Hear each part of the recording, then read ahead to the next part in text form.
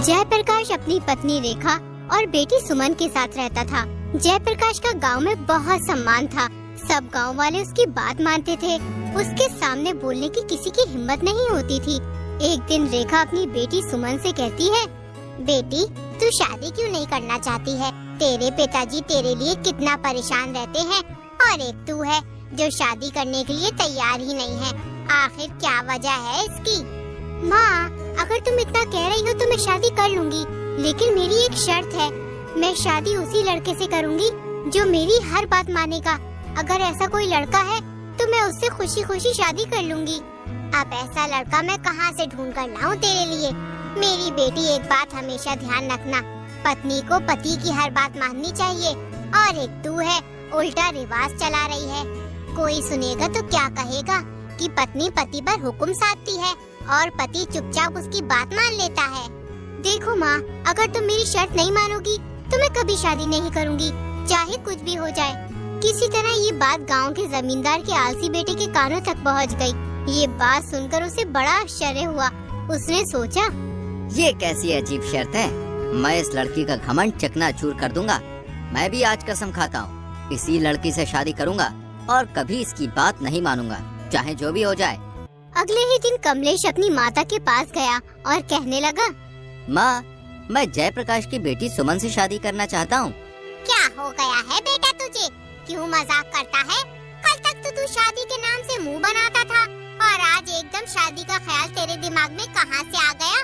चल मान ले, अगर हम तेरी शादी कर भी दे तो तू अभी कुछ करता धरता भी तो नहीं है। बीवी बच्चों का गुजारा कैसे करेगा? हम तेरा कब तक साथ दे सकते हैं? कभी न कभी तुझे कोई काम तो करना ही होगा। माँ, मैं अभी कुछ सुनना नहीं चाहता हूँ। मुझे बस शादी करनी है, वो भी जयप्रकाश की बेटी सुमन से। तुम पिताजी से बात करके जयप्रकाश के घर जाओ, उसकी बेटी का हाथ मांगने मेरे लिए।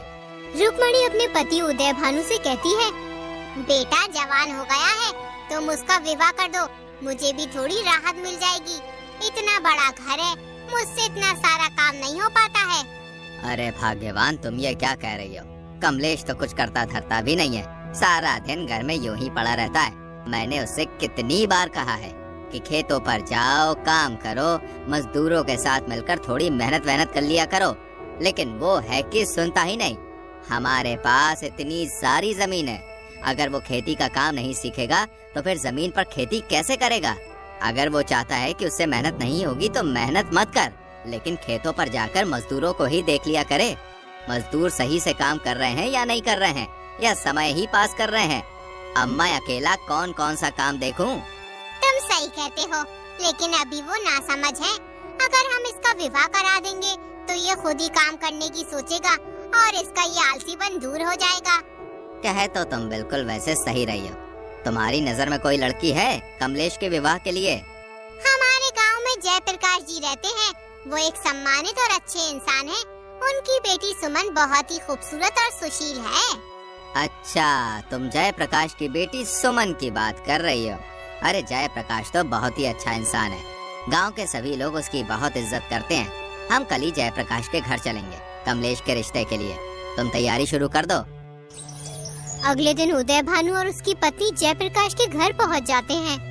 अरे जमींदार साहब, कैसे आना हुआ? सब खैरियत तो है ना? हाँ जयप्रकाश जी, सब ठीक है। दरअसल हम यहाँ पर तुम्हारी बेटी सुमन का हाथ मांगने आए हैं, अपने बेटे कमलेश के लिए। हमें पता चला है कि सुमन बहुत ही शिक्षित और समझदार है। ये तो बहुत अच्छी बात है, आपने बिल्कुल सही किया जमींदार साहब। इससे हमारी दोस्ती रिश्तेदारी में बदल जाएगी। कुछ ही दिनों में सुमन और कमलेश का विवाह हो जाता है। शादी के 2-4 दिन के बाद कमलेश सुमन से कहता है, तूने अपनी माँ से कहा था ना कि तू उस लड़के से शादी करेगी जो तेरी हर बात मानेगा, लेकिन मैं कभी भी तेरी कोई बात नहीं मानूंगा। अब देखता हूँ तू कैसे मुझसे अपनी बात मनवाती है। कमलेश सुमन को बुरा भला कहने लगा, यहाँ तक कि मारपीट पर भी उतर आया। मैं आपकी पत्नी हूँ और आपसे ये आशा करती हूँ कि आप मुझे पूरा सम्मान दे। हमारे रिश्ते की मजबूती और खुशहाली के लिए बहुत जरूरी है कि आप मेरे प्रति आदर और समझदारी का रवैया अपनाएं। ये न केवल हमारे रिश्ते को बेहतर बनाएगा, बल्कि हमें एक मजबूत और खुशहाल जोड़ी भी बनाएगा। फिर भी अगर आप मेरे साथ मारपीट करना ही चाहते हैं तो मैं आपको ये अधिकार तब दूंगी जब आप खुद मेहनत करके पैसे कमा कर लाओगे अभी तो आप अपने पिता के धन पर ऐश कर रहे हो। तुम्हें क्या लगता है मैं पैसे नहीं कमा सकता? तो फिर ठीक है, अब मैं तब तक घर में नहीं घुसूंगा जब तक मैं खूब सारा धन न कमा लाऊं। कमलेश अपनी पत्नी से ये बात गुस्से में कह तो देता है, लेकिन बाद में वो सोचने लगता है, अरे मैंने तो अपनी जिंदगी में कोई काम ही नहीं किया है। ऐसे में मुझे क्या काम मिल सकता है जिसे मैं कर सकता हूँ? एक काम करता हूँ, सुरेश से मालूम करता हूँ। उसने बहुत सी जगह पे काम किया है, वो मुझे कोई ना कोई काम के बारे में जरूर बता देगा।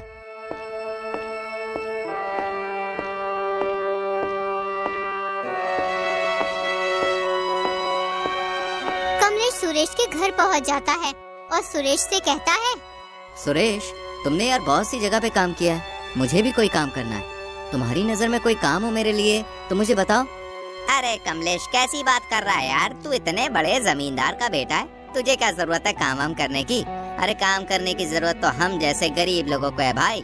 दरअसल सुरेश, मैंने किसी से शर्त लगाई है। उसका मानना है कि मैं खुद मेहनत से पैसे नहीं कमा सकता हूँ, इसलिए मैंने भी उससे कह दिया है कि मैं तुझे पैसे कमा के दिखाऊंगा।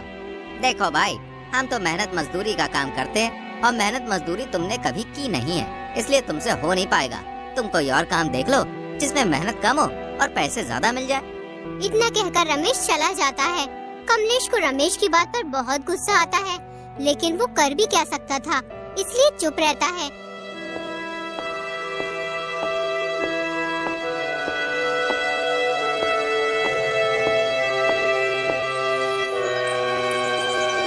अब कमलेश बगैर किसी को कुछ बताए धन कमाने की तलाश में निकल पड़ता है।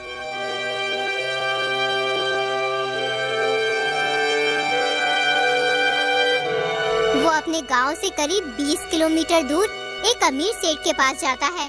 उस सेठ का बहुत बड़ा चावलों का गोदाम होता है। सेठ जी, मैं पास वाले गांव नंदपुर से आया हूँ, आपके पास काम की तलाश में। अगर आप मुझे कोई काम दे देंगे तो आपकी बड़ी कृपा होगी। नंदपुर में मेरा बहुत ही अच्छा मित्र रहता है, उसका नाम उदय भानु जमींदार है। क्या तुम उसको जानते हो? जब कमलेश उदय भानु यानी अपने पिता का नाम सुनता है तो वो घबरा जाता है और सोचने लगता है, कहीं पिताजी को मालूम ना हो जाए कि मैं दूसरे के यहाँ मजदूरी करने आया हूँ। अब मैं क्या करूँ? अगर घर वापस गया तो सुमन से किया हुआ वादा कैसे पूरा होगा? अरे जो होगा देखा जाएगा। अगर पिताजी को मालूम भी हो गया तो मैं उन्हें सब सच सच बता दूंगा। अरे भाई, किस सोच में डूब गए उदय भानु का नाम सुनकर? नहीं सेठ जी, किसी सोच में डूबा नहीं हूँ। हाँ, मैं उदय भान जमींदार को जानता हूँ, बेचारे बहुत ही ईमानदार और नेकदिल इंसान है। अब तो तुम्हें काम देना ही पड़ेगा, तुम मेरे मित्र के गांव से जो आए हो। देखो भाई, अगर तुम मेहनत और लगन से काम करोगे तो अच्छा पैसा कमाओगे। सेठ जी कमलेश को काम पर रख लेते हैं। जब कमलेश के पास अच्छा खासा धन इकट्ठा हो जाता है तो वो अपने घर जाने की सोचने लगता है। फिर वो सेठ जी से कहता है, सेठ जी, मैं सोच रहा था कि एक बार गांव जाकर बीवी बच्चों से मिलाता हूँ। तुमने बिल्कुल सही सोचा कमलेश, बीवी बच्चों से मिलना भी जरूरी है। तुम कल अपने गांव निकल जाना और बीवी बच्चों से मिलकर जल्दी वापस आना। कमलेश इकट्ठा किए हुए सारे पैसे लेकर अपने गांव की ओर निकल जाता है। रास्ते में उसे दो ठग एक पेड़ के नीचे खाना खाते हुए मिलते हैं। वो कमलेश से कहते हैं, अरे भाई, इतनी जल्दी में कहाँ जा रहे हो? आओ आओ, हमारे साथ खाना खाओ। कमलेश को बहुत तेज भूख लग रही होती है, इसलिए वो ठगों के कहने पर खाना खाने बैठ जाता है। फिर एक ठग कमलेश से बोलता है, लगता है आप शहर से धन कमा कर लाए हो। हम दोनों भी शहर जा रहे हैं धन कमाने की तलाश में। सुनो, तुम्हें पता है इस रास्ते पर बहुत सारे लुटेरे और ठग रहते हैं, तुम अपना धन सावधान होकर ले जाना। लेकिन मैंने तो सुना था कि ये रास्ता सुरक्षित है, इस रास्ते पर लुटेरे नहीं मिलते। अरे भाई, अब तो हर जगह लुटेरे और ठग मिल जाते हैं। अगर तुम अपने पैसे छुपा कर नहीं ले गए तो तुम्हारे लिए मुसीबत हो जाएगी। सुनो, हम भले और ईमानदार आदमी हैं, बिल्कुल तुम्हारी तरह। हम दोनों तुम्हारे धन की सुरक्षा कर सकते हैं अगर तुम चाहो तो। बाकी देखो भाई, आगे तुम्हारी मर्जी है। ये तुम क्या कह रहे हो? मुझे तो कुछ भी समझ में नहीं आ रहा। मैं तुम्हें अपना धन क्यों दूं? मैं तो सही से तुम्हें जानता भी नहीं हूँ। अरे भाई, इसमें नाराज होने की क्या बात है? तुम्हारा धन है, दो या मत दो। हम तो बस तुम्हें आगाह कर रहे थे ठगों से। कमलेश सोचता है, देखने में तो ये दोनों ईमानदार लगते हैं। अगर इन्हें मेरा धन लेना ही होता तो ये मुझसे जबरदस्ती छीन भी सकते थे। लेकिन इन्होंने ऐसा कुछ नहीं किया। मुझे इनकी बात मान लेनी चाहिए। देखो भैया, मैं तुम्हें अपना धन तो नहीं दे सकता। हाँ, एक काम कर सकता हूँ। अगर तुम मेरे साथ मेरे गांव तक चलोगे तो मैं तुम्हें थोड़े बहुत पैसे दे दूंगा। इस तरह मेरे धन की सुरक्षा भी हो जाएगी और तुम दोनों की कमाई भी हो जाएगी। ठीक है, हम कुछ देर बाद चलेंगे, तब तक थोड़ा आराम कर लेते हैं। तीनों पेड़ के नीचे बैठकर आराम करने लगते हैं। कुछ ही देर में कमलेश को नींद आ जाती है। दोनों ठग कमलेश का सारा धन चुरा कर ले जाते हैं। जब कमलेश की आँख खुलती है तो उसे वो दोनों ठग कहीं भी दिखाई नहीं देते। तो वो हड़बड़ाकर अपना धन देखता है तो उसे धन भी नहीं मिलता है। इसलिए कमलेश बहुत परेशान हो जाता है। धीरे धीरे रात होने लगती है। कमलेश को दूर उजाला दिखाई देता है। वहाँ एक बुढ़िया का घर था। कमलेश ने बुढ़िया से कहा, मैं शहर से धन कमा कर लाया था। रास्ते में मुझे 2 आदमियों ने ठग लिया। मैं बहुत थका हुआ हूँ। क्या आप मुझे अपने घर में ठहरने के लिए थोड़ी सी जगह दे सकती हैं? बुढ़िया बहुत ही नेक दिल की औरत थी। उसकी कोई औलाद नहीं थी। उसने कमलेश को अपने घर में रुकने की आज्ञा दे दी। बुढ़िया एक छोटी सी चाय की दुकान चलाती थी, जिससे वो अपना गुजर बसर करती थी। कमलेश ने बुढ़िया की चाय की दुकान पर काम करना शुरू कर दिया। कुछ ही दिनों में बुढ़िया की चाय की दुकान काफी बड़ी हो गई। इससे खुश होकर उसने कमलेश को बहुत सारे पैसे दिए।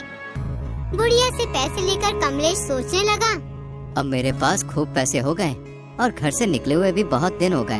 अब मुझे घर चलना चाहिए। इस बार बहुत ही सावधानी से जाऊंगा और उसके बाद सुमन पर रौब दिखाऊंगा। कमलेश ने बुढ़िया से घर जाने की इजाजत मांगी और फिर अपने घर की ओर चल दिया। घर पहुंचकर कमलेश ने सारा धन जो कमाया था सुमन को दे दिया और फिर बोला, तुमने कहा था ना, जब मैं अपनी मेहनत से धन कमा के लाऊंगा तभी तुम्हारे साथ मारपीट कर सकता हूँ। अब पिटने के लिए तैयार हो जाओ। देखो, मैं तुम्हारे साथ मारपीट करना नहीं चाहता, लेकिन मुझे तुम्हारा घमंड तोड़ना है, इसलिए मुझे तुम्हारे साथ मारपीट करनी होगी। स्त्री को पीटना बहुत बड़ा पाप है। मैं तुम्हारी जीवन साथी हूँ। हम दोनों ने एक दूसरे के साथ जीवन बिताने की कसम खाई है। मैं तुम्हारा हर मुश्किल समय में साथ दूंगी। अगर फिर भी तुम मुझे पीटना ही चाहते हो तो घर के अंदर मारपीट करने का कोई फायदा नहीं है, क्योंकि किसी को पता भी नहीं चल पाएगा कि कमलेश ने अपनी पत्नी को पीटा है। गांव वालों को भी पता तो होना चाहिए कि तुम इतना सारा धन कमा कर लाए हो, इसलिए अपनी पत्नी को पीटना चाहते हो। आज आराम कर लो। तुम बहुत दूर से चलकर आए हो ना। कल सुबह सारे गांव वालों को बुलाकर मुझे उनके सामने पीटना। कमलेश अपनी पत्नी सुमन की बात मान लेता है। अगली सुबह वो सभी गांव वालों को इकट्ठा करता है। जैसे ही कमलेश अपनी पत्नी को पीटने के लिए आगे बढ़ता है, उतने में ही कमलेश के पिता उदय भानु जमींदार वहाँ आ जाते हैं। बदतमीज नालायक, ये क्या कर रहा है? एक स्त्री पर हाथ उठा रहा है। क्या तूने इससे शादी से पीटने के लिए की? जानता भी है, जिस दिन से तू गया है उस दिन से एक दिन भी ये चैन से नहीं सोई है। हर वक्त तेरी याद में रोती रहती है, और एक तू है जो इस मासूम को पीटने के लिए तैयार है। भीड़ के सामने कमलेश शर्मिंदा हो जाता है। उसके दिल से सुमन के लिए नफरत मिट गई थी। उसे अपनी गलती का एहसास हो गया था। वो सुमन से माफी मांगने लगता है, यहाँ तक कि उसके पैरों में गिर जाता है। उसके बाद सुमन उसे उठाती है और बोलती है, तुम्हारी जगह मेरे पैरों में नहीं बल्कि मेरे दिल में है। उसके बाद कमलेश ने कभी सुमन से कुछ नहीं कहा और उसकी हर बात मानने लगा।